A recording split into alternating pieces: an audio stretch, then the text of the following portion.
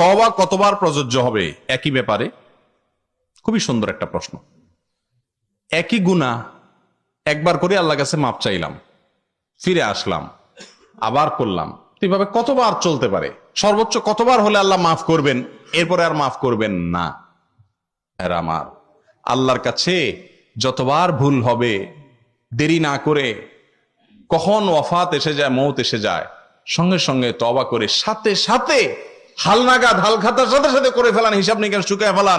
বুঝতে পারছেন যে আপনি অন্যায় করছেন, হারাম কাজ করছেন, আল্লাহর হুকুম লঙ্ঘন করছেন, সাথে সাথে লগে লগে আল্লাহর সাথে কথা বলা শুরু করে দেন। উজুও দরকার নাই, আল্লাহ মাফ করে দেন, আপনি আল্লাহর কাছে ক্ষমা চান।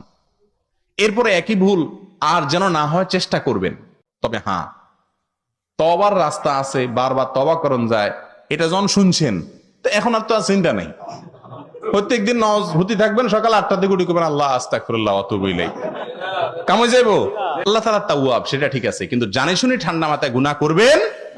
জানে শুনি ঠান্ডা মাথায় গুনাহ করলে আস্তে আস্তে আল্লাহর প্রতি বেপরোয়া ভাব চলে আসে, যেটা শয়তানের মধ্যে আসছে, এটা পরে তওবা নসিব হয় না, বেঈমান হয়ে চলে যায়। এজন্য সাবধান।